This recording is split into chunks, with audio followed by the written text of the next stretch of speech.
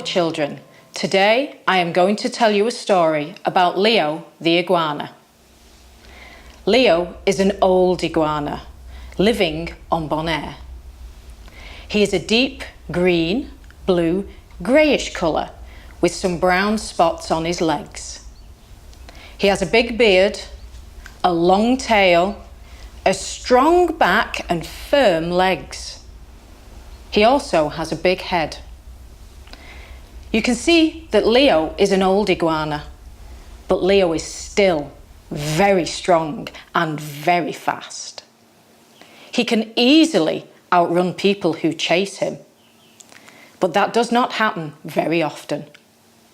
Most of the time, Lio is sitting high up in between the branches and leaves of the trees.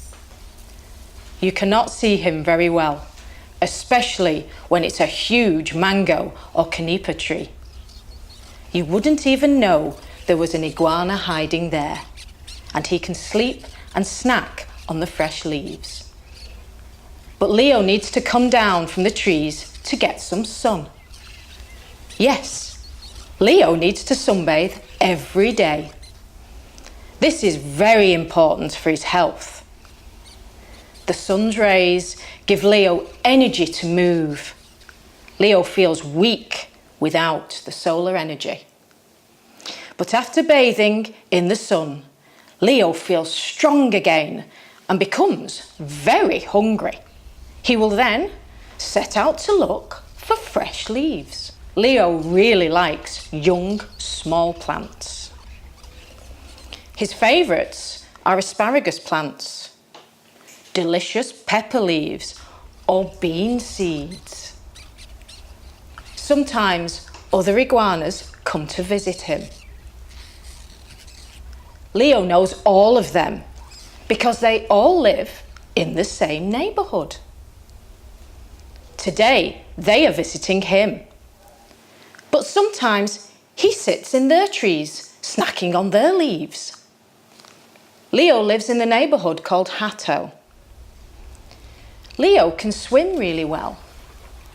He would dive many times into the sea, which is really close to his backyard.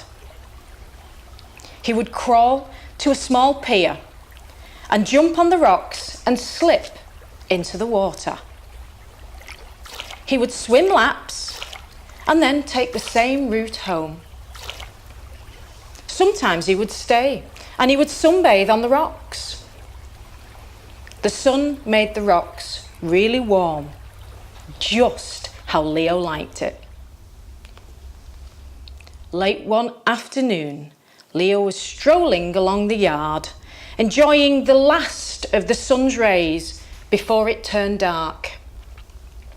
Suddenly, the doors burst open and two dogs ran into the yard.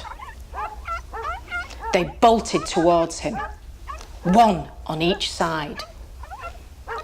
Lio knew the dog Max very well, as he lived in the area. But he didn't know the small dog with grey curls that was growling at him. No, he did not live around here. He must be visiting. Lio was in grave danger and saw only one way out. He summoned all of his courage and jumped from behind the tree into the sea. That was too close. Now he can calm down because the dogs cannot get him. Lio decided to swim laps, but the dogs did not leave. They continued barking from the shore. After a while, Lio became very tired, but he couldn't get to the rocks because the dogs were still there. Luckily, the lady came outside and said, "Max, why are you making so much noise?" "Oh, I see. There's an iguana in the water. Come on, inside. Your food is ready."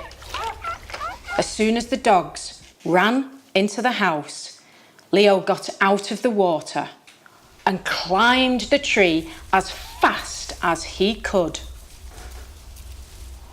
It's a good thing this didn't last any longer because he was really, really cold and had to rest to get all of his energy back. The craziest thing that ever happened to Lio was on New Year's Eve. Lio just wanted to hide, but in the tree was where it was most dangerous, with the flashes of light flying by. So Lio had to stay hidden between the small plants in the garden. Finally, almost morning, everything calmed down until late that afternoon. All of a sudden, the house came back to life. A nice looking watermelon was thrown into the yard. Ooh, what a beautiful watermelon. Lio ran towards a piece and started eating, as many other iguanas followed him. Now there were 7 iguanas feasting on the watermelon in the yard on the first day of the year. After a while, Lio started feeling very strange. He didn't want any more watermelon. The other iguanas felt the same way too. They wobbled towards the fence to try to climb it in order to sunbathe. However, they could not. They could not climb up. Lio fell back several times. He was dizzy and his sight was blurry. The watermelon had been sprinkled with rum for the party. The next day, the remaining watermelon was thrown into the yard where Lio and the other iguanas ate it and got drunk. Happy New Year, Lio! From then on, Lio didn't eat watermelon anymore. Thank you for listening, children. I'll see you next time. Goodbye.